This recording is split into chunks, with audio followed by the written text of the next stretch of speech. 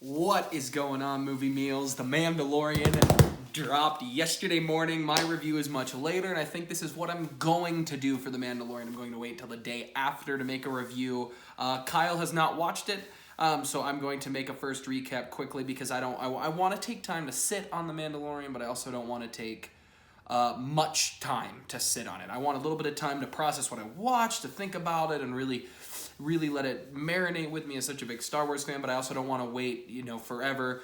And Kyle hasn't gotten a chance to see it yet, so I'm not going to wait any longer, but hopefully he'll pop in for some other reviews of other episodes. So the pilot, all spoilers. If you don't want to be spoiled, if you haven't watched The Mandalorian, you shouldn't be watching this, you shouldn't be listening, so get the heck out of here. Because we're going to dive into it. I'm just going to go off the thoughts I have. I waited till late last night to watch it. I waited to watch with my brother as well as a couple other people. Again, Kyle couldn't be there to watch it with us last night, but I really liked the episode, and the more I've thought about it, the more I have liked it. There are a few moments, I think, throughout that it does feel a little fan-filmy, but I think that actually really works, and it really helps, and I really like it. Again, all spoilers. It looks... it's the highest budgeted fan film also that I've ever seen because it looked really good. There may be a couple moments where it was like, oh, you can definitely tell that that creature is on CGI'd in, which kind of worked for me in a way because it kind of reminded me of old school Star Wars and the things they had to do. And I liked that. I loved the opening scene, which I kind of thought was going to be the opening scene, him going for that bounty, seeing him fighting, finally seeing, PG-13, seeing that door, the Iris door slice, which I really liked. I really liked the banter. We got a lot of good cameos. But really the best part of this episode was getting to know him as the Mandalorian. Even just to see his hatred for droids kind of pop up pretty quick, or his dislike for droids early in the episode, which makes you kind of think, like, why do you not like droids? And you just start thinking, and then you get more context later when he's with the other Mandalorians, kind of in their little hut, their version of that tribe, wherever, whatever that planet has, because I believe they were not on Mandalore, and we see some flashbacks as he's talking to kind of this sage, this wise master in the Mandalorian culture, as well as the blacksmith who's going to melt down the metal and create a part of his armor as he is trying to work to be a more recognizable, a more renowned warrior in the Mandalorian race. And I really liked all that. And we get a little bit of flashbacks to his past, which looks like the droids, which looks like the Clone Wars, that maybe that he was young during that time, and now he's trying to come up. They talked about, and now I'm forgetting the term. I've thought about it all day, and now I'm forgetting the term that he says, a foundling.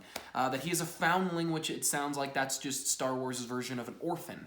And so it's curious to see if he is a Mandalorian orphan or if he's an orphan that the Mandalorians took in, which I'm very curious to see that moving forward. The Werner Herzog stuff I really liked. I liked that concept, him getting this bounty. I like that he talks about the politics of what's going on after the Empire has fallen. I really dug all that stuff where he's finally getting Carl Weathers in Star Wars. How great is that? And to have him be the head of the order that they're in, the Bounty Hunter Guild, and for him to be, even say a line like, that won't even cover the cost of fuel. Like, what do you got? I'm the best. Give me something here. And he gets an under the table kind of deal to go after this 50-year-old, is all the info he gets, in a tracking beacon, which I thought was really interesting. I liked all that stuff. I like seeing the stormtroopers. They're kind of working for the underworld a little bit. These guys who are these clones, or these soldiers that they brought in who are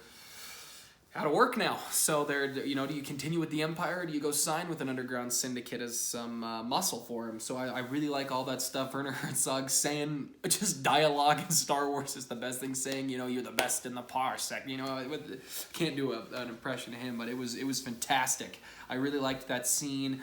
We transition again to the Mandalorian stuff. I really like, I want to know more. Is that a tribe that has been placed? We get a little bit of the purge that Werner Herzog's character, the client, brings up, that we get this purge where the things have not gone well since Rebels, which It's interesting because we don't know kind of how it ends, and I want to know more about it as we slowly get pieces. And obviously with a Dave Filoni so heavily involved, we're going to get this. Maybe even a dark saber brought up, which might be cool to see in live action.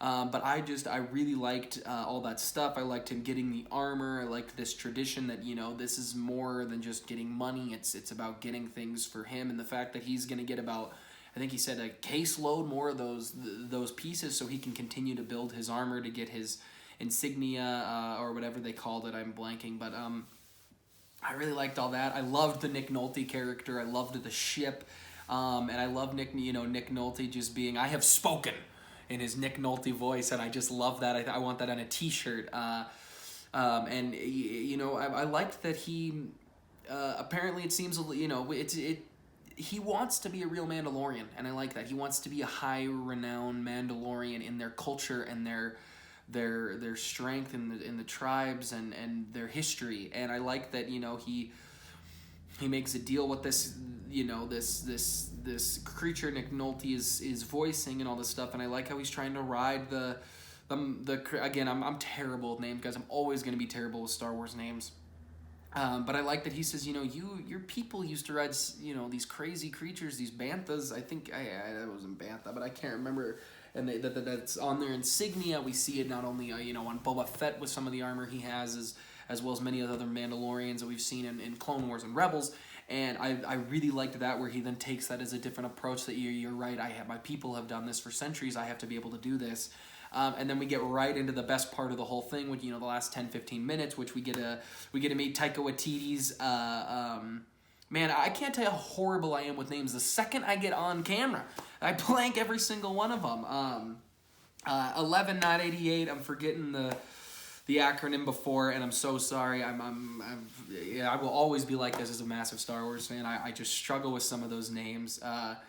But he was great. Finally getting to see that model of droid, these bounty droids, go out there, the way they can move and look, which you don't really get in the original trilogy in Empire. And him, I could watch that for hours. Just him, just spinning around, just taking guys out, and the man. And this is one thing I really like about the Mandalorian, is we're seeing as a character that he is willing to do what it takes to get stuff done too. He's not cranky. He's not, I have to do this alone. He immediately is like, let's work together. I'm in the guild. I'm here to help. And the droid's like, all right, we'll split it. And he's like, deal, split it. So I really, really liked all that stuff. And I don't think, again, the spoilers, I don't think it's the last we're seeing of 11. I think we're going to see Taika Waititi's character back. And I really loved, again, the banter is fantastic. The whole activating self-destruct mode. Will you quit that? And then, let's do it this way. I loved all that. And the action was just incredible. It was great. It was practical, and I really, really liked it. And then let's move into the big twist. So again, spoilers. If you're this far, what are you doing if you haven't seen it? Mute me, get out of here, get out of here. But the big twist at the end is that it is a 50-year-old Yoda or Yaddle. It's from his species. And I really liked it. And the more I think about it, I really like it. I could change my mind and not like it. Don't give me a lot of the history. Give me these bounty hunters, or this syndicate is after them after this child, because they got word that this is alive, that they know the legend of Yoda, and that they want to study him because they don't know what it is. I don't want to find out that Yoda has this whole species, has this whole clan. I mean, maybe he does, but I love the mystery of Yoda, and Yaddle even, as a prequelist myself, and I like this idea of this baby. It's a little cliche, the warrior's now will he change for the, will the Mandalorian change over time? But I'm okay with all that. I think it's a great idea and a great story. Does he give this baby Yoda away? Does he not? I think we will probably get the name of the species, or someone will name the species. But I don't really want much more than that. I don't want to know that they're born out of the Force. I don't need to know this. I don't need to know that. but I do like this idea, and it's got me incredibly excited for more episodes, and I'm so glad we're getting episode 2 in just a couple of days.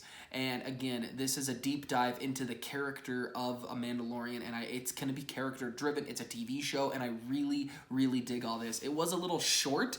You know, you're going expecting Game of Thrones, 60-minute, 55-minute long episodes, and this one's just, about, like, I think it was 39, 40. And, as long as I'm getting great content, that's what I'm happy with. I really loved the first episode. I want to know what you guys think of all of this. It's got a lot of things in lore, but Dave Filoni, George Lucas, everybody has been involved. You've got a Jon Favreau, and it does feel like it's guys playing in the backyard. That's what it feels like to me. It feels like me and my friends when we were, 8, 9, 10, 11, 12 years old, and playing in the backyard, doing things like, wouldn't it be cool if there was a baby Yoda and we were bounty hunters and we had to save him? Like, all that, like, that's the energy these guys are bringing, and it's coming out in a very positive way that I have really liked. Right now, Star Wars has not missed for me. I have loved everything they've put out, or liked to some extent everything they've put out. And I think they've done a good job, and I think The Mandalorian is something that fans are very pleased with. I think normal audiences are going to really like it, and I cannot wait to see the next set of episodes. But guys, what did you think? Please comment below, let us know. Remember to like, subscribe, and share. And as always, thanks for watching, Mom, and we'll see you guys.